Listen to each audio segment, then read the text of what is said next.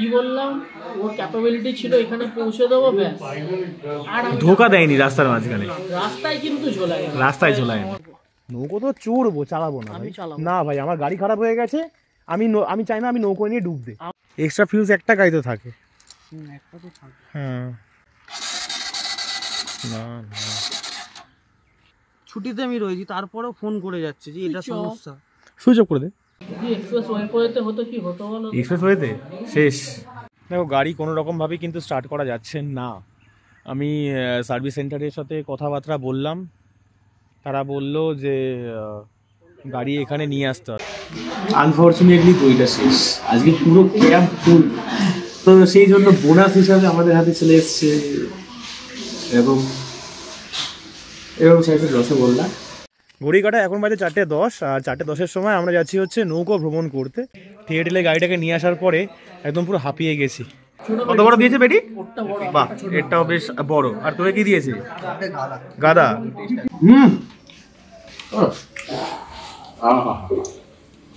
শেষ পাতে একটু মিষ্টি না হলে ঠিক জমে না ব্যাপারটা।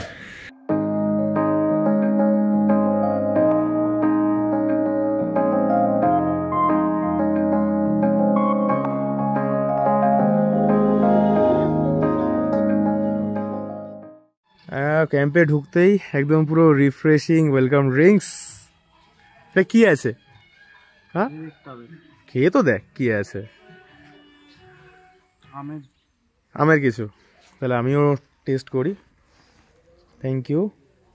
তো ক্যাম্পে প্রবেশ করার সাথে সাথেই আমার হাতে চলে এসেছে 1 গ্লাস ওয়েলকাম ড্রিঙ্কস। বেশ ভালো খেতে, বেশ ভালো খেতে। এটা কেমন বলতো, আমপুরা টাইপের লাগছে। এটা দারুণ লাগছে খেতে কিন্তু। তো ওয়েলকাম ড্রিঙ্কসটা খাওয়া শেষ করি, একটুখানি ফ্রেশ হই, দেন তারপরে তোমাদেরকে পুরো ক্যাম্পটা ঘুরিয়ে দেখাবো। আর কী কী ব্যবস্থা আছে, কী কী অ্যাক্টিভিটিস আছে, কোথায় কোথায় যেতে পারবো, সব কিছু তোমাদের সাথে শেয়ার করবো। বাট আমাদের দুজন এখনো পর্যন্ত এসে পৌঁছয়নি। এখনো দুজন এসে পৌঁছয়নি, কারণ ওরা গেছে স্লিপার কিনতে।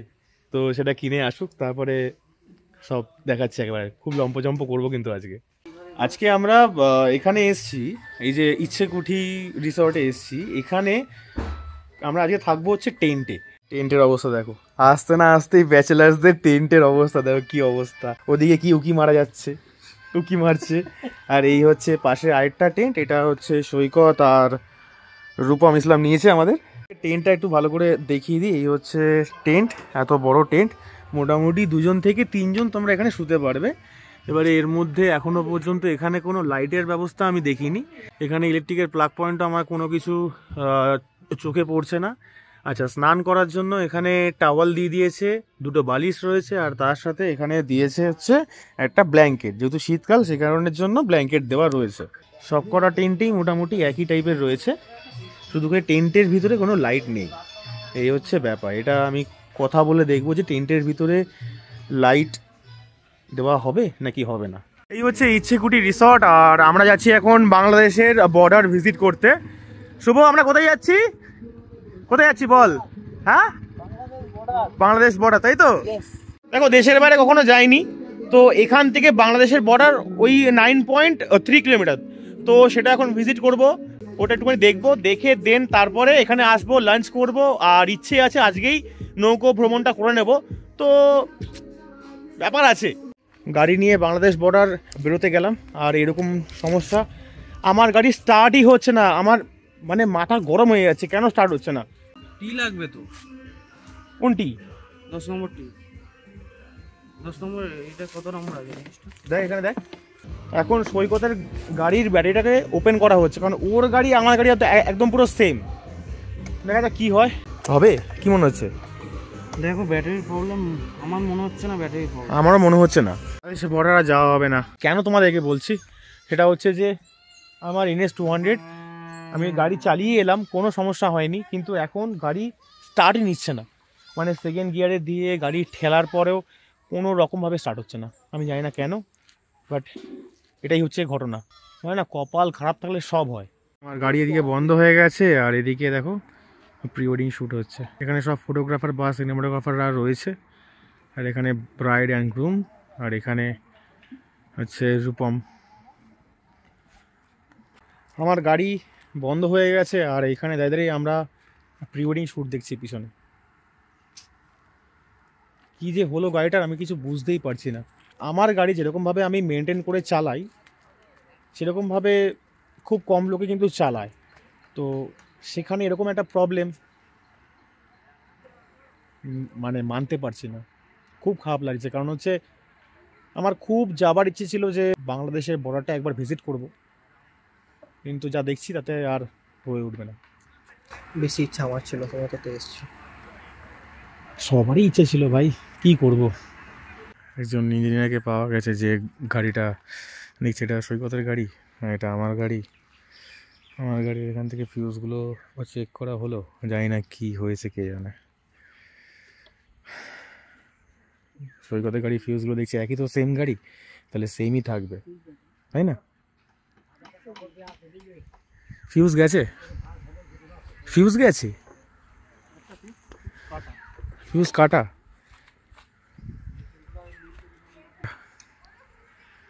দেখো এই ফিউজটা মনে তো হচ্ছে কাটা, এটার জন্য এত কিছু হচ্ছে। এক্সট্রা ফিউজ একটা গাড়িতে থাকে। একটা তো থাকে। হ্যাঁ দেখি,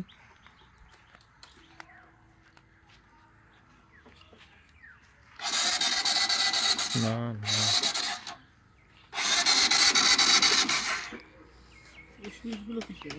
ওগুলো আলাদা, ওগুলো হচ্ছে একটা হেডলাইট আর একটা ফগ লাইট।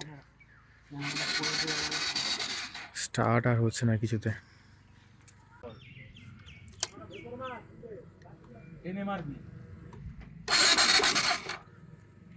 কারেন্ট আসছে?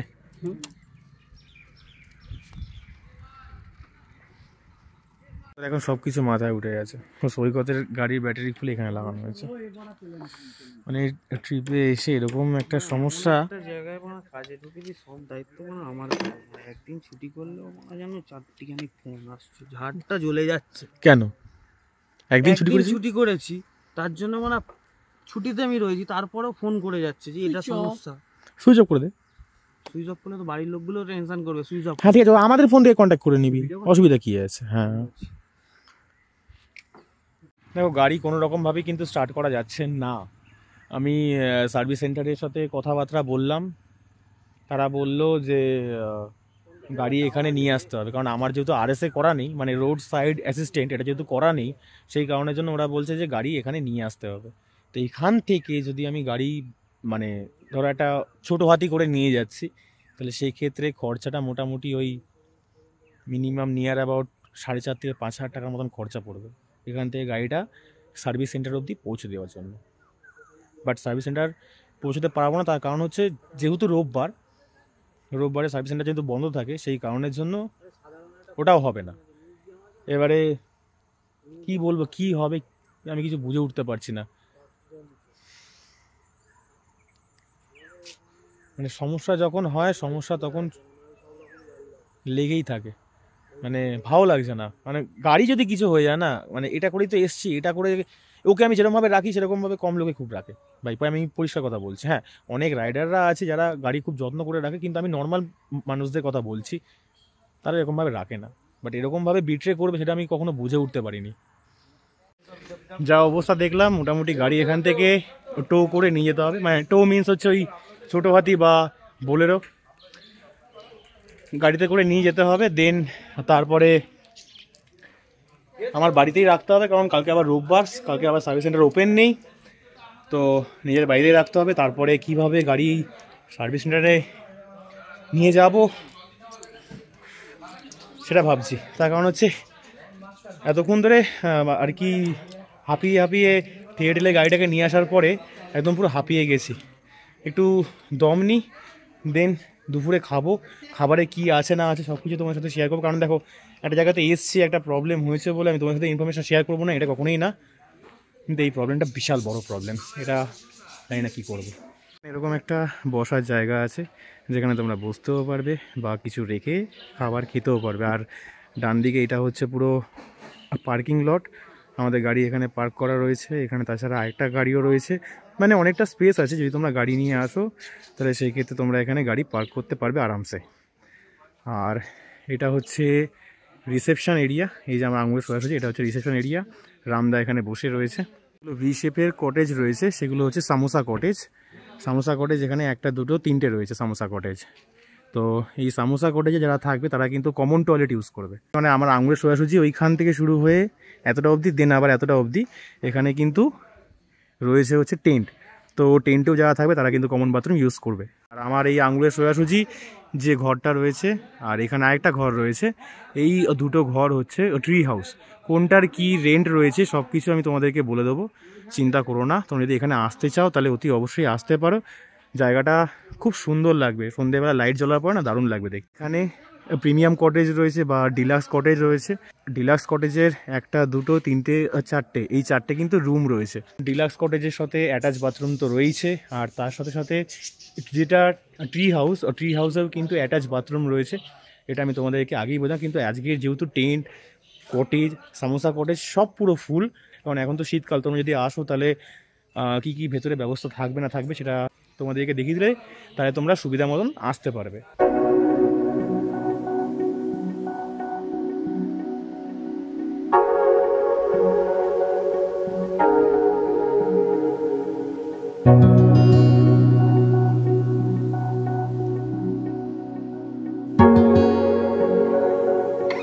আমার পিছন দিকে এই যে রুমটা রয়েছে, এই রুমটায় কিন্তু রান্না হয়। তোমরা প্যাকেজের মধ্যে আসলে পরে যে সমস্ত খাবার দাবার তোমরা পাবে সেই সমস্ত কিছু খাবার দাবার কিন্তু এখানেই তৈরি হয়, এখান থেকে সার্ভ করে দেওয়া হয়। ক্যাম্পের মধ্যে এরকম পাখির বাসা রয়েছে, তোমরা আসলে এরকম পাখি দেখতেও পাবে। কি পাখি আমি জানি না, তোমরা যদি জেনে থাকো তাহলে অতি অবশ্যই কমেন্ট বক্সে লিখে আমাকে জানিও যে এগুলো কোন পাখি। রান্নার যেখানটায় হচ্ছে তোমাদেরকে দেখালাম, এটা হচ্ছে রান্নাঘর, আর এটা হচ্ছে পুরো ডাইনিং প্লেস। আমরা যাচ্ছি এখন খেতে। বহুত মাথার ঘাম পায়ের ঘাম ফেলার পরেও সফল হলাম না, তাই তো? এটা হচ্ছে পুরো ডাইনিং এরিয়া। সবার অবস্থা দেখো, গাড়ির প্রবলেম সলভ করতে করতে সৈকতের মুখ দেখো, খালি যাওয়া আসা হয়েছে।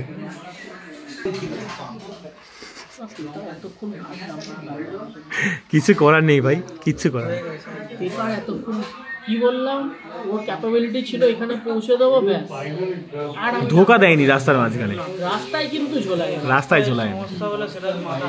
এটা আরো মাথা আরো খারাপ হয়ে যেত। কিন্তু এখান থেকে তবু একটা ব্যাপার আছে যে ওই অত অব্দি পৌঁছে দেওয়া যাবে কোনো রকম। হ্যাঁ, অত পয়সা খরচা হবে, কিন্তু এক্সপ্রেস ওয়েতে হতো কি হতো বলো? এক্সপ্রেস ওয়েতে শেষ। ওই লাগেজ পত্র নিয়ে ওই লাগেজ পত্র নিয়ে খুব খারাপ অবস্থা হয়ে যাবে। পুরোপুরি সাতটা দিতে পারলে ভালো হতো। ফাইনালি একটুখানি অপেক্ষা করার পর আমাদের খাবার এলো। আচ্ছা, ডিমটা আমাকে দেবে, হ্যাঁ, মাছ দেবে না। তো আমাদের খাবার দাবার দিয়ে দিয়েছে, একটা মিসআন্ডারস্ট্যান্ডিং হয়ে গেছে। ডিম ছাড়া কোনো অপশন আছে? নেই নেই নেই নেই, আমি তো বলছি নেই। তো একটা মিসআন্ডারস্ট্যান্ডিং হয়েছে। আমি ডিমের অর্ডার দিয়েছিলাম, আমি যেহেতু মাছ খাই না, তোমরা জানো আমি মাছ ভক্ত নই, তো সেই কারণের জন্য এখানে সবাইকে মাছ দিয়ে গেছে, খাবার এখানে রয়েছে। বাট আমার ডিমটা কাকে দিয়ে দিয়েছে কি জানি। এখানে খাবারে কি কি দিয়েছে? ডাল, আচ্ছা, পটলের তরকারি, আচ্ছা। এটা কি দেওয়া আছে? আচার নাকি? খেয়ে দেখছিস? এটা কিছুটা মিক্স ভেজ আছে। আচ্ছা, মিক্স ভেজ আছে, সঙ্গে মাছ দিয়েছে। মাছের পিসটা দেখা একটু। এই আলুটা ভেঙে গেছে। আচ্ছা, মাছের পিসটা দেখা। মাছের পেটি দিয়েছে, বেশ এতটা বড় পেটি, এতটা বড় পেটি দিয়েছে, তাই তো? হ্যাঁ। আর তোকে কি দিয়েছে? কত বড় পেটি দিয়েছে তোকে? কত বড় দিয়েছে পেটি? বাহ, এটাও বেশ বড়। আর তোকে কি দিয়েছে? গাদা। আচ্ছা, গাদা। তো নর্মাল খাবারটা এখানে এরকমই, শুধু আমি যেহেতু মাছ খাবো না তার সাথে একটু ডিম, বাস এইটুখানি। তো এই হচ্ছে আজকে দুপুরের খাবার। তো আমি এখন হয়ে গেছি ভেজিটেরিয়ান। আমার পাতে আছে, না আছে মাছ, না আছে ডিম। ডিম আসছে, বাট একটু তরকারিটা টেস্ট করি। ভালো করেছে আলু পটলের তরকারিটা, আর ডালটা একদমই ঘরোয়া। আর এখানে কিছু একটা আছে, এটা কি? এটা মেবি হয়তো বেগুনের কিছু একটা আছে। তো এটাও বেশ খেতে ভালো, বেগুনের ওই ভর্তা টাইপের, একটু মশলা দিয়ে করা, বেশ ভালো লাগবে খেতে আশা করি।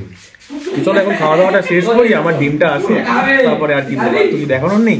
কয়েকটা জিনিস তোমাদেরকে বলতে মিস আউট করেছিলাম, সেটা হচ্ছে যে থালাতে যে সমস্ত জিনিসগুলো দেখেছো তার সাথে অ্যাড অন ছিল হচ্ছে, মানে আমরা অ্যাড অন করিনি, মানে প্যাকেজের মধ্যেই ছিল হচ্ছে চাটনি, পাঁপড়, মিষ্টি আর দই ছিল।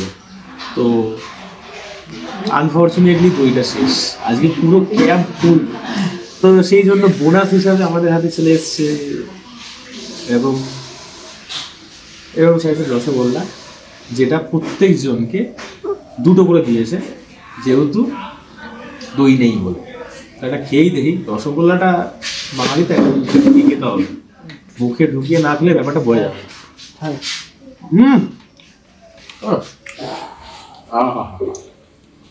শেষ পাতে একটু মিষ্টি না হলে ঠিক জমে না ব্যাপারটা, তাই না? মিষ্টি মুখ করতে অসাধারণ, মিষ্টিটা সেই খেতে এতটা সফট না, মানে আমাদের ওখানে মিষ্টি হয় রসগোল্লা হয়, কিন্তু এরকম না। চাঁদপাড়া দই বা এরকম মানে এরকম রসগোল্লা কিন্তু খুব বিখ্যাত। তুমি কখনো আসো এসব সাইডে, তাহলে দই বা ট্রাই করতে পারো। তো আমাদের খাওয়া দাওয়া হয়ে গেছে কমপ্লিট, আর খেয়ে দিয়ে উঠে এই আমাদের হচ্ছে রিসর্ট, আর এই রিসর্টের মেন রোডে একটুখানি হাঁটাহাঁটি করছি। তবে কয়েকটা জিনিস তোমাদেরকে একটুখানি বলে দিই, সেটা হচ্ছে যে আজকে কিন্তু ক্যাম্প পুরো ফুল। আজকে এই ফুল ক্যাম্পের মধ্যে যে খাবার দাবার ওরা দিয়েছে সব কিছুই আনলিমিটেড ছিল, শুধু মাছ বাদ দিয়ে, কারণ মাছটা হচ্ছে সিঙ্গেল পিস তোমাদেরকে দিয়ে দেবে। বাট কোথাও একটা গিয়ে আমার এটা একটু মানে খারাপ লাগলো যে সবকটা ইয়ং জেনারেশনের ছেলেরা মেয়েরা এসছে বলে খাবার দাবার কম পড়ে গেছে, এটা একটু এক্সকিউজ বলে আমার মনে হলো। আর তার মধ্যে থেকে আমি মাছ খাই না, আমি বুকিংয়ের সময় ওদেরকে বলেও দিয়েছিলাম যে আমার ডিমের ঝোল লাগবে, আমি মাছ খাবো না। তো ওরা আমাকে বুকিং কনফার্মেশনে লিখেও দিয়েছিল। তো সেটা আমি আবার এখানে এসে যখন আমি ওদেরকে বললাম, তো বললো হ্যাঁ হ্যাঁ ওটা আমি করে দেবো, অসুবিধা নেই। কিন্তু আলটিমেটলি যখন আমি খাবারটা খেতে বসলাম তখন আমি দেখলাম যে আমার ডিম অন্য কাউকে দিয়ে দিয়েছে। তো এটা একটা খারাপ লাগলো ব্যাপারটা। আর তার মধ্যে থেকে আরেকটা খারাপ লাগলো বিষয় হচ্ছে যে পটল চিংড়ি ছিল। আমি তোমাদেরকে যেটা আমি বললাম যে পটল আলুর তরকারি ছিল, বাট ওর মধ্যে চিংড়ি মাছ ছিল। তো পটল আলুর তরকারিটা খুব সুন্দর রান্না করেছে, খাবার দাবার নো ডাউট খুব ভালো, খুব ভালো, আমি এটা একদম বলবো মানে 5-এ 5 দেবো আমি। কিন্তু প্রবলেম একটা জায়গাতেই, প্রবলেম হলো যখন আমি ওই একটু চিংড়ি পটলটা চাইলাম তখন বললো দাদা এটা শেষ হয়ে গেছে। এটা ঠিক ভালো লাগলো না, যদিও বা আমি লাস্টে খেতে বসেছি ঠিক আছে, কিন্তু ঘটনাটা হচ্ছে যদি যে খাবারটা আমার এত ভালো লেগেছে সেটা যদি একটু না পাই তো কোথাও একটা গিয়ে একটুখানি আপসেট হয়ে যায়। তো আর আদারওয়াইজ সব কিছু একদম ওকে। আর আমাদের যে প্যাকেজ আছে সেই প্যাকেজটা হচ্ছে 1200 টাকার প্যাকেজ। আমরা যে টেন্টে আছি সেটার প্রাইস হচ্ছে 1200 টাকা পার হেড পার ডে। তো এর মধ্যে কিন্তু বোট রাইডও ইনক্লুড আছে, সেটা 1 ঘন্টার জন্য ঘোরাবে। ঘড়ি কাটা এখন বাজে 4:10, আর 4:10-এর সময় আমরা যাচ্ছি হচ্ছে নৌকো ভ্রমণ করতে। তো ফাইনালি এটা হচ্ছে, মাঝখানে 10 মিনিট একটুখানি গ্যাপ হয়েছিল খাওয়া দাওয়ার পরে, আর আমরা সবাই মিলে যাচ্ছি। এদিকে সবাই রয়েছে, এত ঠান্ডা লাগছে নাকি এখন টুপি পরে ফেলেছে, ঠান্ডা এত লাগছে। নৌকো চালাতে, নৌকো তো চড়বো, চালাবো না ভাই, না ভাই আমার গাড়ি খারাপ হয়ে গেছে, আমি চাই না আমি নৌকো নিয়ে ডুবতে। আমি চালাবো না না ভাই আমি সাঁতার জানি না, আমি যাবো না। তুমি সাঁতার জানো না, আমার কি দাঁড়ের সাথে বেঁধে দেবো। আচ্ছা তাই তো, তো চলো নৌকোটা একটু যাই, গিয়ে দেখি কেমন কি ব্যবস্থা। আর তোমাদেরকে একটা কুপন দিয়ে দেবে, কুপনটা দেখি। আচ্ছা এরকম টাইপের তোমাদেরকে একটা কুপন দিয়ে দেবে, এই কুপনটা মাঝি ভাইকে দেখালে তোমাদেরকে 1 ঘন্টার জন্য ঘুরিয়ে দেবে। হ্যাঁ হারিয়ে গেলে তো হবে না। হ্যাঁ হ্যাঁ, রিসর্ট ইচ্ছেকুঠি মঙ্গলগঞ্জ নৌকো বিহার, কুপন তারিখ, কজন, যে এই পাসটা দিচ্ছে তার নামটা এখানে লেখা রয়েছে। ভালো তো বাড়িতে কবে থেকে এত সুন্দর একটা প্যান্ডেল হতো, মানে প্যান্ডেল হওয়া শুরু হলো, সেই মনে আছে প্যান্ডেলটা একজনের ব্যাকড্রপের কথা মনে পড়ছে প্যান্ডেলটা দেখে। হ্যাঁ বাবা ব্যাকড্রপ না, মাথার উপর সেই। আরে তাহলে এটা বিয়ে বলছি তো, তাহলে কালকে খেয়ে যাবে নাকি? তুই থাক, তুই খা, বিরিয়ানি রান্না হবে, তাহলে বউভাতও খেয়ে যাবে। তুই থাক, আমাদের কাজগুলো কে করবে? এই হচ্ছে ইছামতি নদী, তা হচ্ছে এরকম টাইপের রাস্তা, পুরো ভাঙাচোরা রাস্তা, আর চারিদিকে প্রচুর গাছ রয়েছে। তাছাড়া এখানে কিন্তু বহুত পাখির কিন্তু আওয়াজ পাওয়া যাচ্ছে। তাই না? আবার জঙ্গলে ঘুরতে হবে। রাতে কি দেখা যায় জঙ্গলে? বাবা দেখতে আসবো, তুই যা, আমি যাব না। তোমাকে তো সঙ্গ করে না না, আমি যাব না। আচ্ছা, এখানে কিন্তু একটা সতর্কবার্তা আছে। রাতের বেলায় কিন্তু এখানে একটা হন্টেড প্লেস আছে, যে প্লেসটা তোমরা ওই মোটামুটি ধরো রাতের দিকে এলে পরে ভূতের দেখাও কিন্তু পেতে পারো, এরকম কিন্তু এখানকার স্থানীয় বাসিন্দারা বলে। এটা হচ্ছে নীলকুঠি। তো নীলকুঠি যেখানে, সেখানেই হচ্ছে নৌকোর ঘাট। সেই নৌকোর ঘাটেই আমরা করব নৌকো বিহার বা নৌকো ভ্রমণ, যাই বলো না কেন। আর চলো তোমাদের একটা ভিডিও দেখিয়ে দিচ্ছি নীলকুঠির কী অবস্থা। যখন আমি পারমাদান ফরেস্টে ভিজিট করেছিলাম, আজ থেকে 1 বছর আগে বলতেই পারো, তো তখন এখানে এসেছিলাম, নৌকোতে ঘুরেও ছিলাম। তো সেটা এখন প্যাকেজের মধ্যে ফ্রি, তখন 400 টাকা নিয়েছিল। বাপরে বাপ।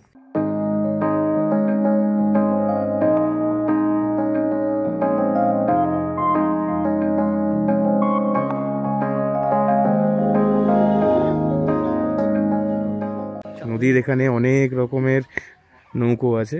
এই নৌকোগুলো কিন্তু আমাদের হচ্ছে ফ্রি প্যাকেজের মধ্যে। আর এই নৌকোগুলো যেগুলো এখানে যাচ্ছে, এই নৌকোগুলো মনে হচ্ছে না ফ্রি, এগুলো হচ্ছে প্যাডেল করা বোট। এই বোটগুলো কিন্তু পয়সা দিয়ে হয়তো বুক করতে হবে।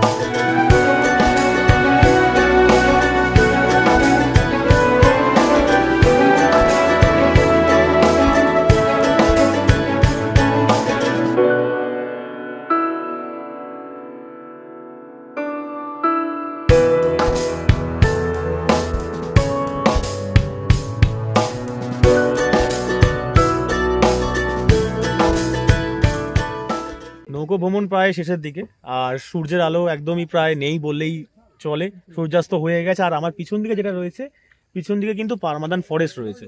তোমরা যদি মনে করো যে পারমাদান ফরেস্ট ভিজিট করবে, তাহলে আমি তোমাদেরকে আই কার্ডে লিঙ্ক দিয়ে দেবো, সেখান দিয়ে তোমরা দেখতে পারো। আমি 1 বছর আগে সেখানে ভিজিট করেছিলাম, বাট এই জায়গাটা সত্যি খুব এখন ভালো লাগে। আর এই যে ছপাত ছপাত করে যে জলের আওয়াজটা, সেটা সত্যি খুব সুন্দর লাগে। ওটা কি করছিস? দরকার ঢেউটা নৌকোতে রাখতে বলেছি, নৌকোতে। জানোয়ার ছেলে। আমি আসছি না, বোটটা কাঁপছে আবার সেই। আরে আসছি না, সবাই আসছে এখানে। আসছে। আকাশে চাঁদ আর সামনে রয়েছে নীলকুঠি।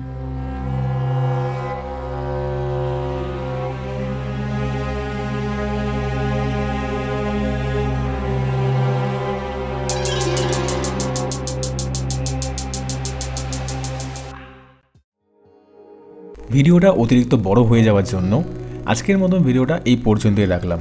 এই মঙ্গলগঞ্জের ভিডিওটা কিন্তু এপিসোড ওয়াইজ আসছে এবং এটা প্লেলিস্ট করে কিন্তু রাখা আছে।